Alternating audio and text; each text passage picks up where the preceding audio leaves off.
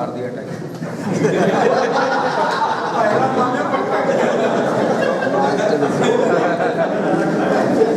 बड़ा फास्ट मार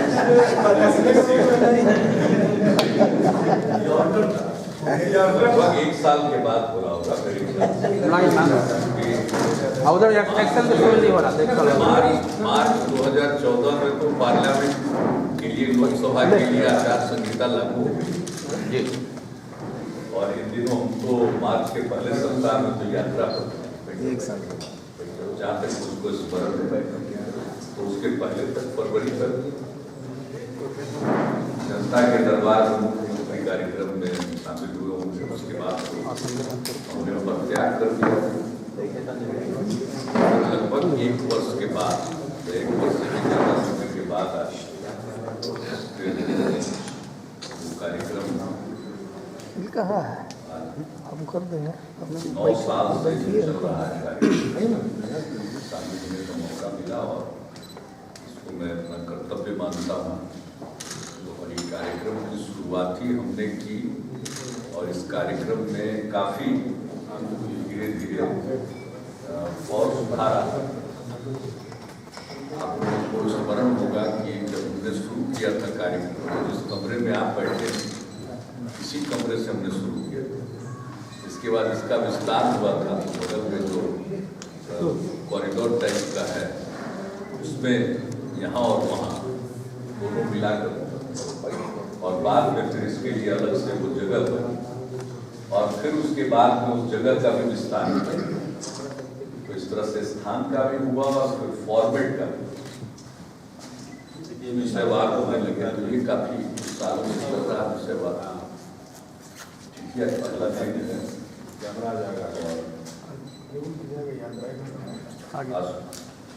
बस यही मौसम भी ठीक नहीं है, बरसात हो रही है। उसी काम को फिर करना ही, अब जब काम दोबारा हमने करना ही शुरू किया, सब काम करना होगा, इससे करते रहे। लेकिन अब इस पूरे काम की एक बात मेरे दिमाग में विचार है। 9 साल से जो ये जनता के दरबार में मुख्यमंत्री का कार्यक्रम चल रहा है,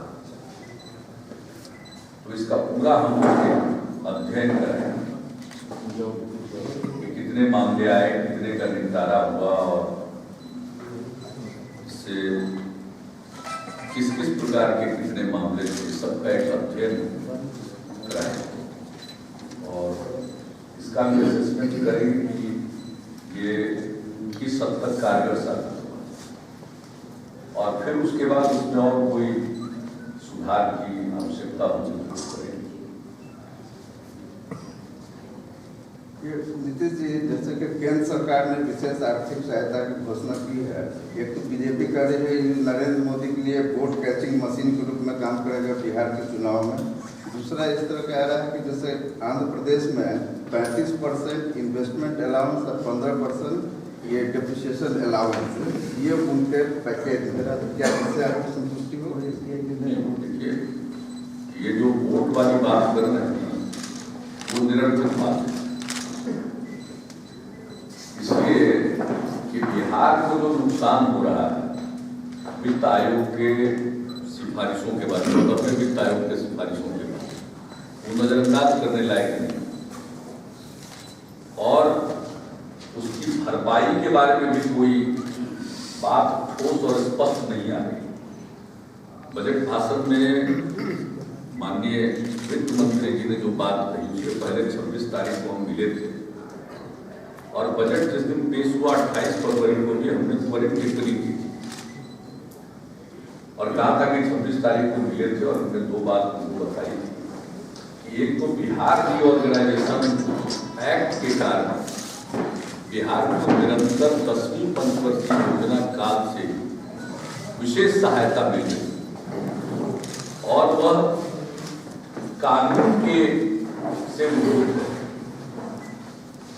लेकिन चूंकि वो धनराशि बीआरजीएफ के रूप से दी जाती थी और बीआरजीएफ को आप खत्म कर रहे, बैकवर्ड रीजन ग्रांट, तो इस कारण से वह चीज भी समाप्त हो जाएगी विशेष सहायता वाली, जो कि वर्तमान पंचवर्षीय योजना काल के लिए 12,000 करोड़ रुपया निर्धारित। और इस 12,000 करोड़ रुपए में क्या करना है, कौन सी योजना ली जाएगी, यह भी पहले से तय है और केंद्र की मंजूरी भी मिल चुकी है।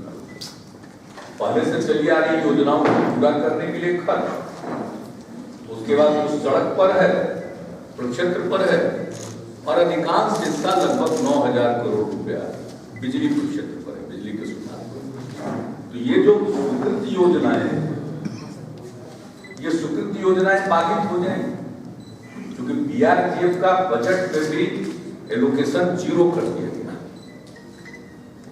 और वो पैसा बीआरजीएफ रूट से मिलता था। बीआरजीएफ पूरे देश के लिए खत्म हो गया, जो बैकवर्ड डिस्ट्रिक्ट थे उनके लिए पैसा दिया जाता था। लेकिन बिहार में बैकवर्ड डिस्ट्रिक्ट के अलावे जो विशेष सहायता थी उसका आवंटन इसी फंड के थ्रू रूटेड था। तो बीआरजीएफ खत्म हो गया, तो वो राशि अगर खत्म कर दी जाएगी तो ये कानून का उल्लंघन। एक बात तो हमने स्ट्रांगली बार बार आग्रह करके बता दिया, क्योंकि और यह भी हमने वित्त मंत्री जी को बताया था कि ये जो बिहार पुनर्गठन विधेयक बना है ये एनडीए वर्ग का है, और उनको हमने उस समय के संदर्भ की याद दिला दी कि बिहार का क्या होगा, ये प्रश्न उन्होंने उठाया था। तो बिहार के हित को एकोमोडेट करने के लिए ही बिहार रिऑर्गेनाइजेशन एक्ट के ऑब्जेक्ट्स एंड रीजंस में इस बात का उल्लेख किया गया था कि प्लानिंग कमीशन के डिप्टी चेयरमैन की अध्यक्षता में एक सेल काम करेगा और वो तय करेगा कि बिहार को और अतिरिक्त सहायता क्या की जानी चाहिए।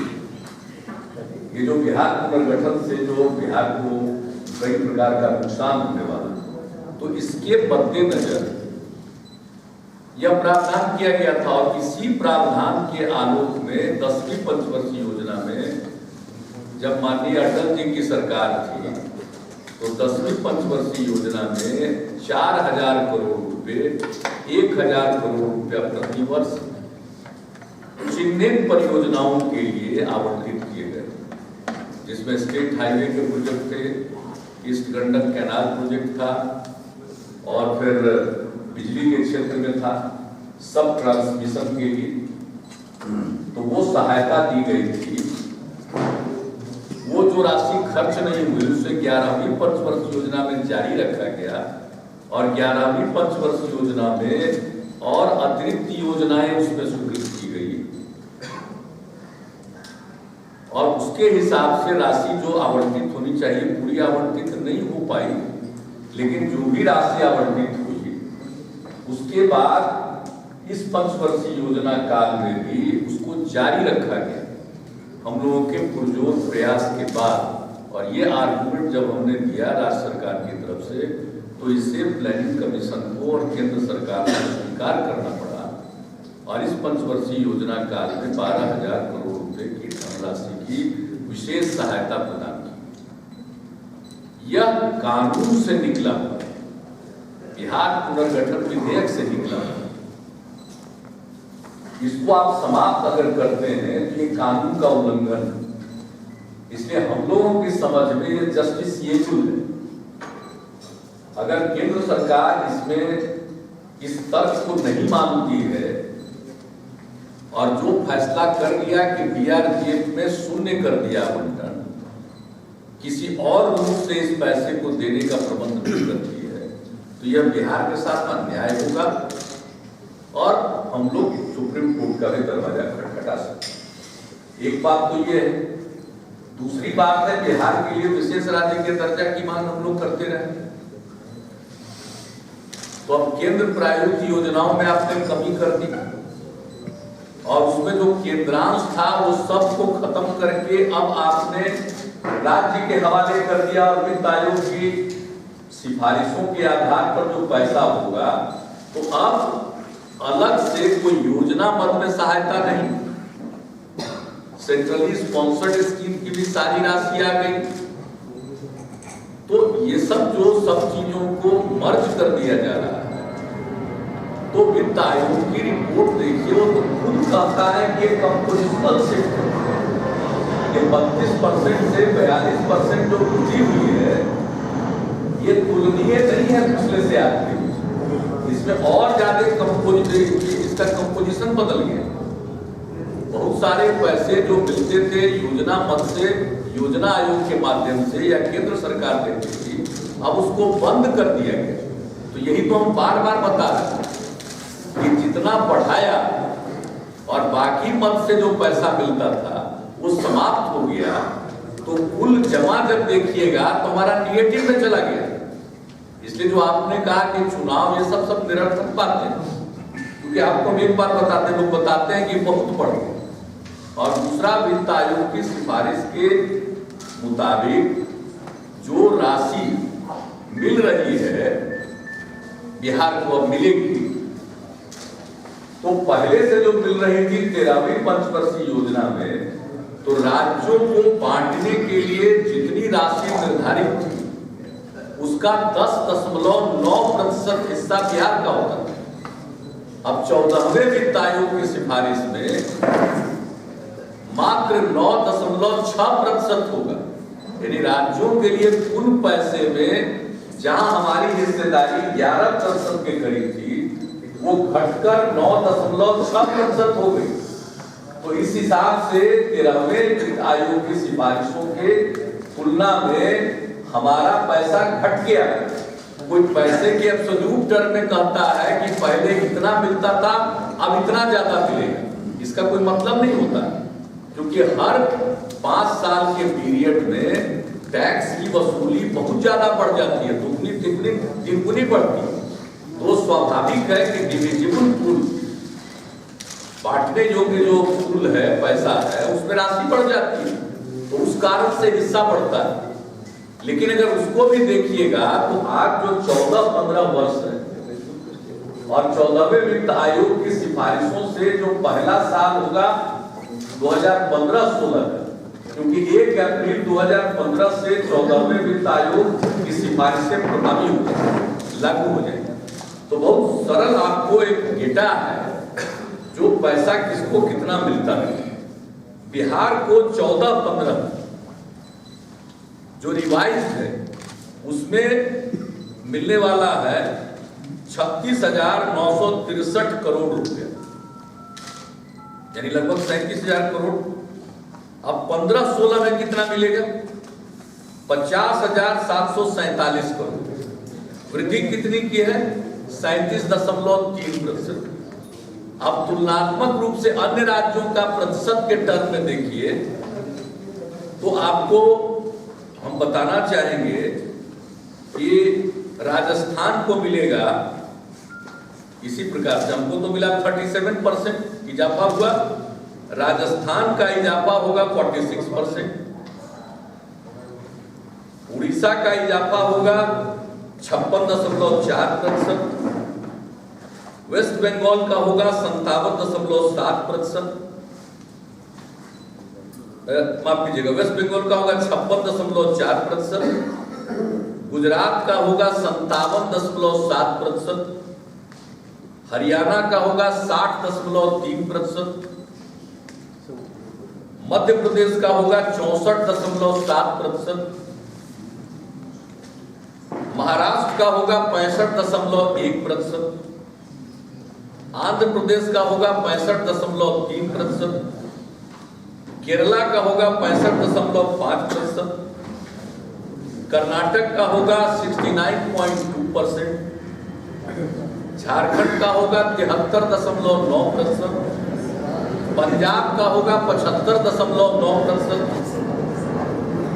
जम्मू कश्मीर का होगा 80.6%, छत्तीसगढ़ का होगा 93.9%, 93.9%। अब उसके बाद तो त्रिपुरा वगैरह का सबका छोड़ दीजिए, नॉर्थ ईस्ट का पकड़ लिया होगा 41.6%।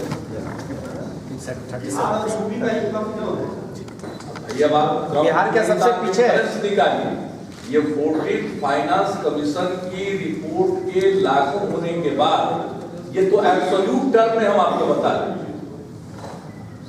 जिसका ढिढोरा पीट रहे हैं ये लोग कि बहुत बढ़ा दिया, बहुत बढ़ा दिया, और जो बोल रहे थे कि बिहार को सर्वाधिक फायदा हो रहा है, ये सबसे कम है क्या? तो न्यूनतम में से एक है, न्यूनतम 3 राज्यों में से एक है।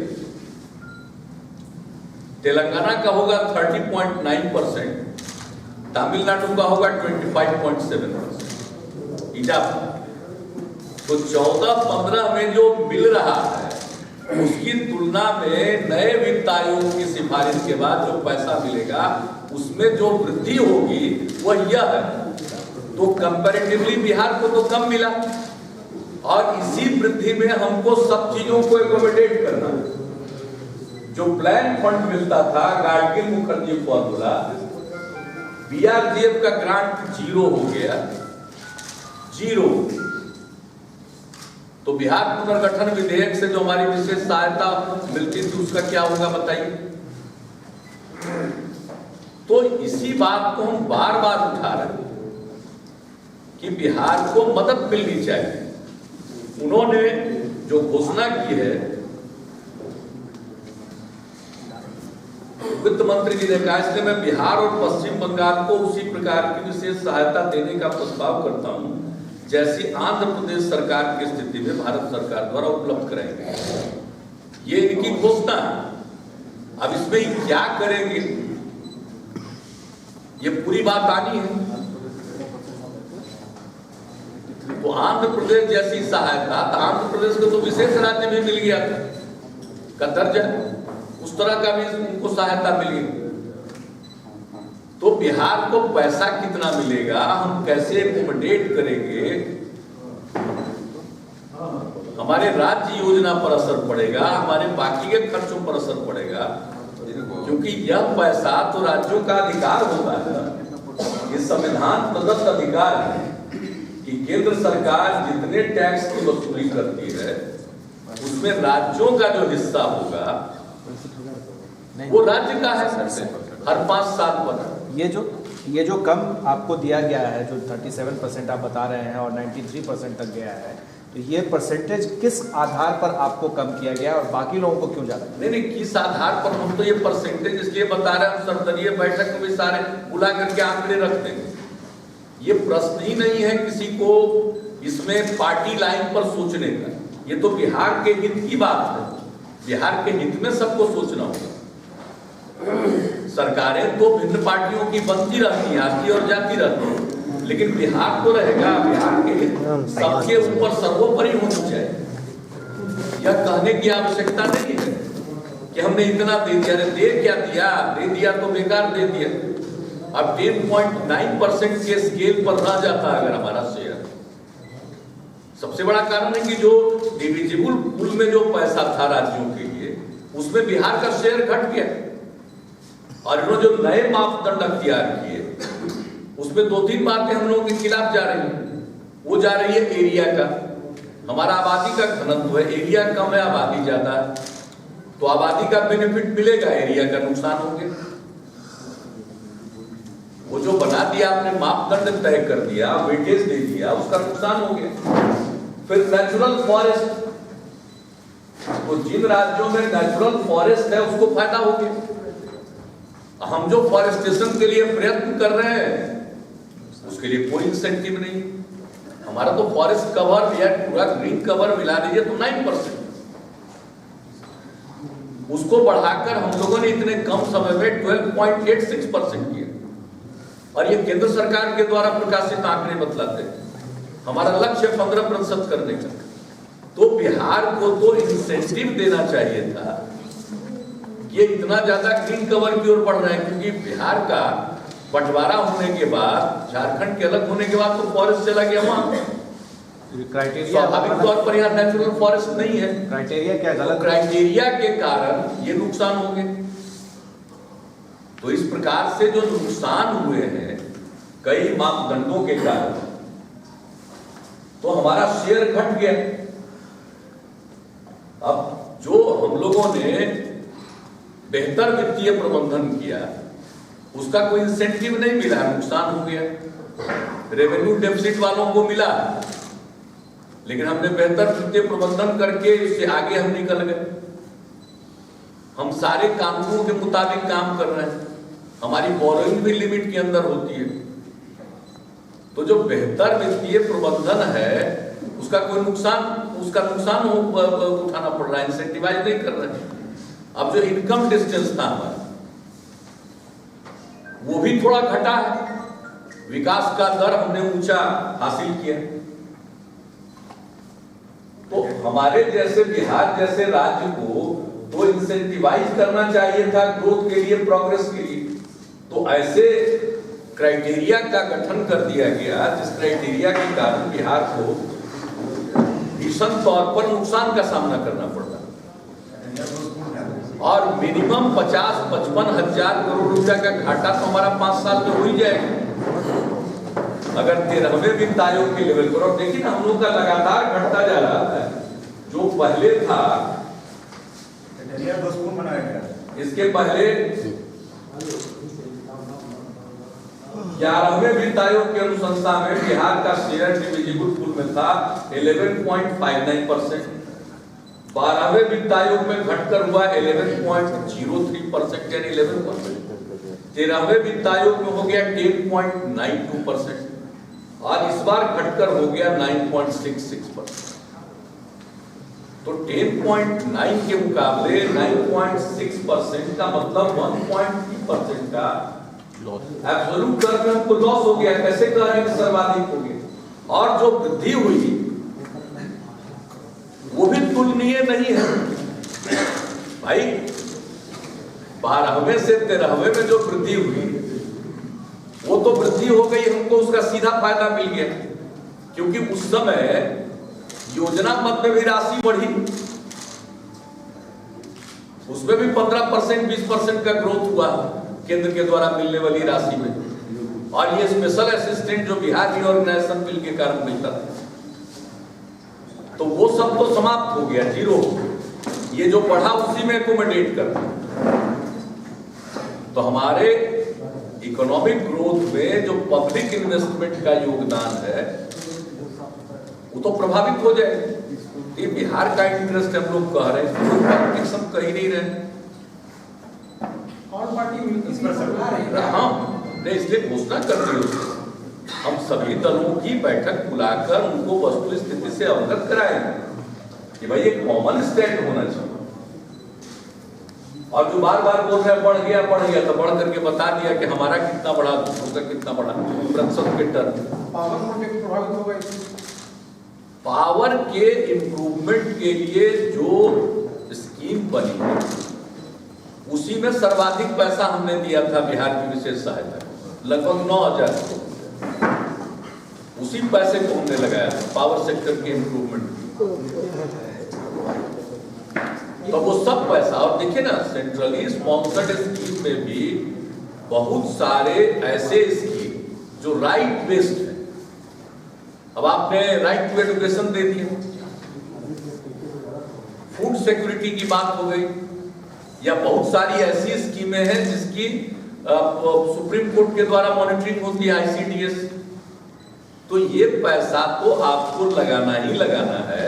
अगर केंद्र उसमें राशि में कटौती कर देगा तो उसका बोझ उतना ही राज्य पर जाएगा, और सभी बोझ को हमें मीट करना है इसी तथाकथित बढ़ी हुई राशि से। तो ये तो कंप्लीट कोई वृद्धि नहीं है, ये तो कंपोजिशनल शिफ्ट है। लेकिन इस कंपोजिशनल शिफ्ट में भी हमारा नुकसान हो गया। हम यही तो बार बार समझा रहे हैं, बता रहे हैं। तो ये स्थिति है, हम कोई ब्लेम नहीं कर रहे, हम तो कह रहे हैं एक तरफ से मांग होनी चाहिए। पूरा 14वें वित्त आयोग की जो सिफारिशें हैं उससे हम प्रभावित हो रहे हैं, तो हमें मिलजुल करके मांग करना पड़ेगा कि भाई 14वें वित्त आयोग के अवार्ड को तो आपने स्वीकार कर लिया, हर बार सरकार स्वीकार करती है, लेकिन उस अवार्ड के स्वीकार करने के बाद केंद्र सरकार को कोई रुकावट तो है नहीं।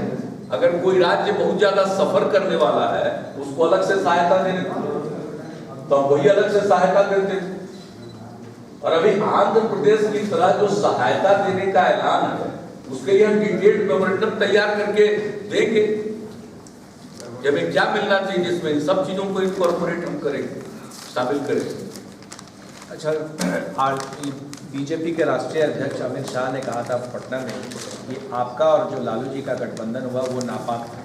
जम्मू कश्मीर में जो गठबंधन हुआ है उसके बारे में क्या प्रतिक्रिया है, और इस तरह की जो कंट्रोवर्शियल बयान आया मुफ्ती मोहम्मद सईद का पाकिस्तान और आतंकवादियों को लेकर, इसको क्या करें? देखिए, बीजेपी के कथनी और करनी का जो फर्क है वो तो उजागर हो चुका, चाहे वो काले धन का मसला हो या किसानों को के साथ न्याय करने का मसला हो, भूमि अधिग्रहण अध्यादेश, न्यूनतम समर्थन मूल्य घोषणा की लागत से के ऊपर 50% देंगे, मामूली वृद्धि हुई 3% की, जितनी वृद्धि साल दर साल होती थी उससे भी कम।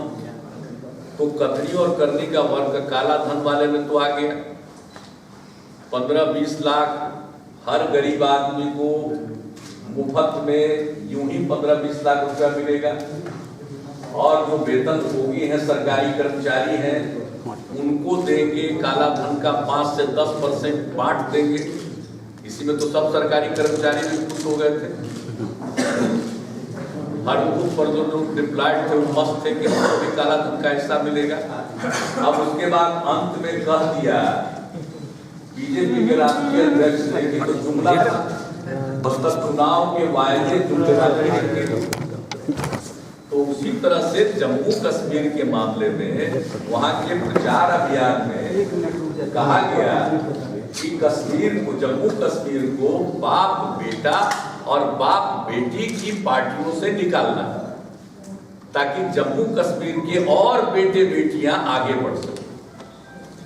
तो वही हो गया, बाप बेटी की पार्टी के साथ कॉम्प्रोमाइज। इसको एक्सप्लेन करें, हम लोगों पर जो बात बोलते हैं तो पहले वही एक्सप्लेन करें।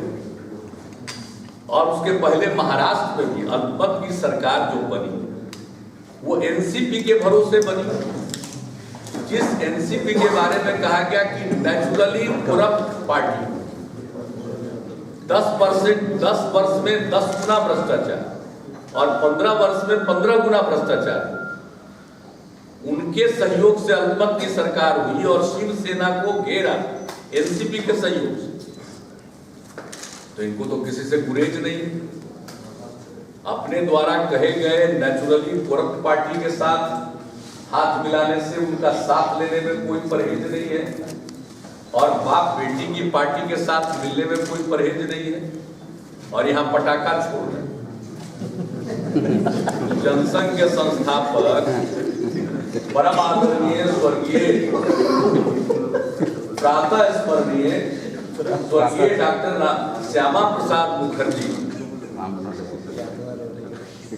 की आत्मा के साथ, उनकी स्मृति के साथ इन्होंने क्या किया? कहा कि कश्मीर पर कब्जा हो गया, सपना साकार, उनका सपना साकार हो गया। एक बार मनुष्य की मृत्यु होती है, लेकिन उनके भावना को की तो दोबारा इन्होंने हत्या कर दी, तो दोबारा मृत्यु हुई उनकी। तो कहां किसके साथ समझौता करेंगे? और अब कहा जा रहा है कि पाकिस्तान को क्रेडिट और बाकी सबको क्रेडिट को वहां चुनाव हो गए। तो बीजेपी एक्सप्लेन करेगी ना, बीजेपी एक्सप्लेन करे इस पूरी परिस्थिति को इनके सामने। अब बिहार में भी क्या किया भाई, मैंने हमने छोड़ दिया, पार्टी ने जिनको बैठा दिया उनके हर कारनामे पर उनके तीखे बयान थे मेरे ऊपर थोपने के। जब पार्टी ने बदलने का फैसला कर दिया तब कह रहे अपमान कर दिया, हटा दिया। तो इनकी तो एक तरह का कोई पैमाना ही नहीं है, जब जैसा तब तैसा। तो ये हम लोगों पर क्या ही बोलेंगे? इनको बोलने का कोई राजनैतिक एवं नैतिक न बल है न अधिकार। मुख्यमंत्री जी, जैसा कि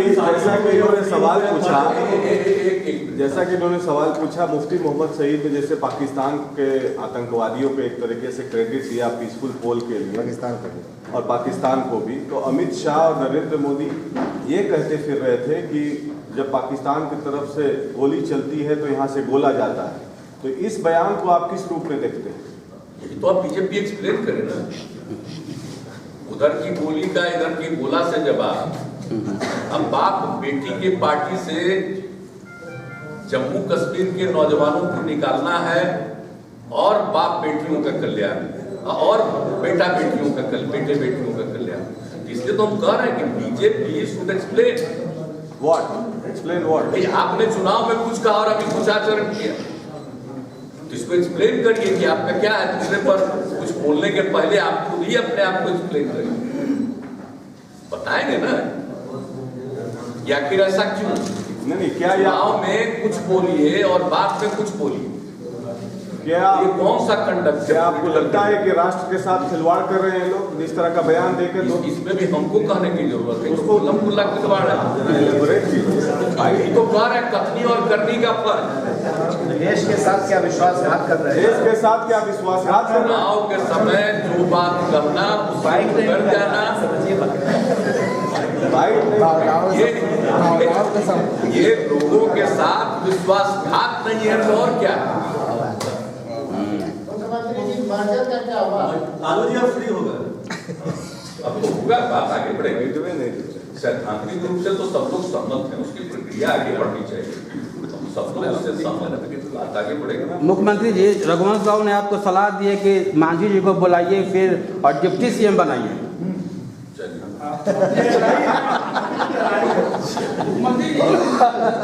हर चीज पर बोलना कोई जरूरी है। मुख्यमंत्री जी, ये मांझी जी ने कहा है कि कुछ चीजें बोलने के लिए कही जाती है, कुछ चीजें छपने के लिए कही जाती है, तो हर चीज पर कोई प्रतिक्रिया देना मुनासिब तो है। मुख्यमंत्री जी मांझी जी ने कहा है कल हम लोगों को जो भी कहना था अपने राज्य स्तरीय राजनीतिक सम्मेलन में, कार्यकर्ताओं के सम्मेलन में, जो कि न जनसभा थी न रैली थी, हमारे कार्यकर्ताओं का राज्य स्तरीय राजनीतिक सम्मेलन था, उसमें हम लोगों ने सारी बातें कही। एक सवाल है, लेकिन जो मर्जर का प्रोसेस चल रहा था उसको आगे बढ़ना चाहिए, हम लोग इस दिशा में अपना प्रयास जारी रखें। मांझी जी ने वहाँ अपनी मीटिंग में कहा था कि हमने जो फैसले लिए थे उस पर वो क्लैरिफाई करें कि वो क्या कर रहे हैं। छोड़िए नहीं, मांझी जी के कैबिनेट के फैसले मतलब की गई क्या? सब समय में समझ में आ जाएगा। हमको जैसे छोड़िए, बिहार से पटरी पर आना, पटना को पटरी से उतारने वाली बातों पर अपने कोई केस मत रखिए। पटरी पर आने वाली बातों में आपका सहयोग और आपका उसको क्या कहिएगा, अटेंशन, आपका ध्यान रखना चाहिए, आपका इंटेलिजेंस। पटरी पर लाने वाली बातों में आपका इंटेलिजेंस है। केंद्रीय मंत्री रामविलास पासवान जी का पटना में प्रेस कॉन्फ्रेंस था, उन्होंने कहा कि आप कुछ भी रैली कर ले, सम्मेलन कर ले, जनता आपको दोबारा नहीं छोड़ेगी। क्या इस खुशफहमी में जिन्हें कोई चाहता है उसका क्या हाल है, हमको तो कोई इतराज नहीं। ऐसा ही तेवर वो लोग बनाए रहे, तो इसमें हम लोगों को तो कोई परेशानी है नहीं। वैसे जिनकी ये प्रेस कॉन्फ्रेंस में की गई टिप्पणी पर आप कोई प्रतिक्रिया व्यक्त करना चाहते हैं तो उसका भी ऑडियो कैसे सुनाएं?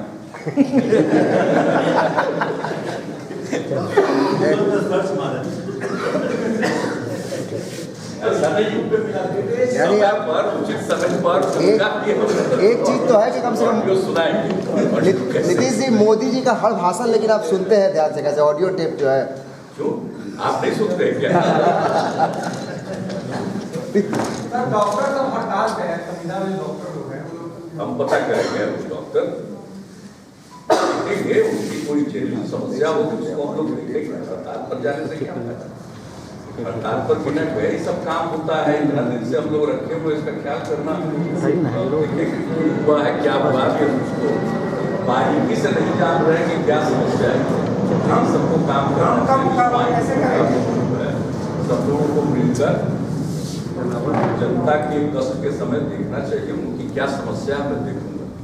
कंस्ट्रक्शन सेक्टर में इन्फ्लेटेड एस्टीमेट की बात मांझी जी ने उठाई, क्या उस पर कोई रिव्यू या आपको डिपार्टमेंट का लोग बता देगा।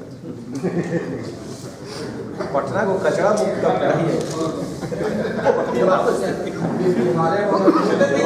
आप लोगों के पास कुछ नहीं।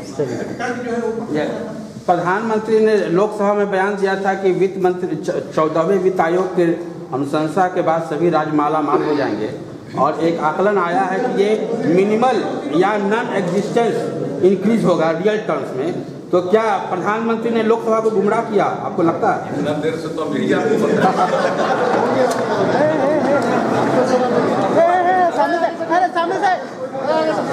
अरे आप उत्साहित हो गए।